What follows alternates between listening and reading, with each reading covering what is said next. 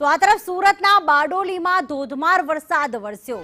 બારડોલીની મીંઢોળા નદી તોફાની બની છે। મીંઢોળા નદીમાં ઘોડાપૂરની સ્થિતિનું નિર્માણ થયું। સતત બીજા દિવસે નદીમાં ઘોડાપૂર આવ્યું છે। બારડોલીના નીચાણવાળા વિસ્તારોમાં પાણી ફરી વળ્યા। કોટ સામે ખાડા વિસ્તારમાં પણ પાણી ભરાઈ ગયા। મકાનોમાં પાણી ઘૂસતા ઘરવખરીને નુકસાન થયું છે। સ્થાનિકોને સલામત સ્થળે ખસેડવામાં આવ્યા છે। તો સતત બીજા દિવસે નદીમાં પૂર જેવી સ્થિતિ અને આ પૂરનું પાણી શહેરમાં આવી ગયું છે। બારડોલીમાં જોવા જઈએ તો અલગ અલગ નીચાણવાળા વિસ્તારોમાં પાણી ભરાવાના દ્રશ્યો જોવા મળ્યા। દુકાનો હોય, ઘર હોય, લોકો અહીંયા ફસાયેલા છે। ત્યારે હાલમાં એસડીઆરએફની ટીમ પણ ત્યાં પહોંચી છે કે જે લોકો ઘરમાં કે અન્ય કોઈ સ્થળે ફસાયેલા છે તેમનું રેસ્ક્યુ કરવામાં આવે। આ સુરત શહેરના દ્રશ્યો છે। બારડોલીમાં ધોધમાર વરસાદ અને આકાશી એક્સક્લુઝિવ દ્રશ્યો।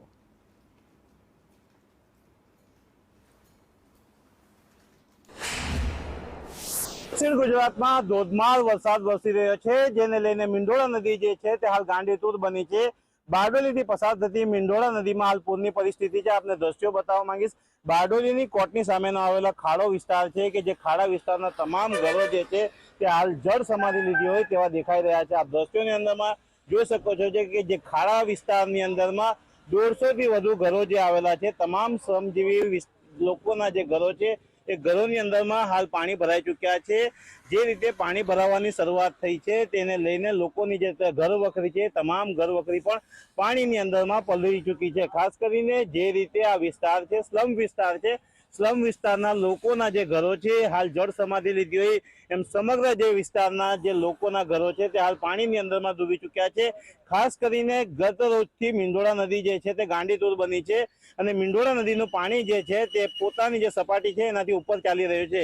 જે રીતે મીંઢોળા નદીનું પાણીને લઈને જે ખાડા વિસ્તાર છે તમામ ખાડા વિસ્તારના ઘરોની અંદરમાં હાલ પાણી ભરાઈ ચૂક્યા છે। ખાડા વિસ્તારના લોકોની જે હાલત છે તે કફોડી બની છે।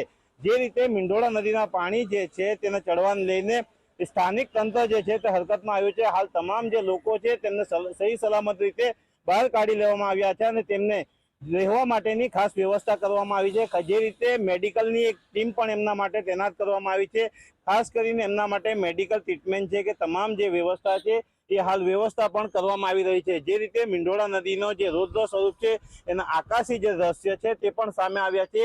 જ્યાં જુઓ ત્યાં પાણી જ પાણી દેખાઈ રહ્યું છે। ખાસ કરીને આ વિસ્તારના જે ખાડા વિસ્તારના જે 150 થી વધુ ઘરો છે એ તમામ ઘરો જે છે તે હાલ પાણીની અંદરમાં ડૂબી ચૂક્યા છે।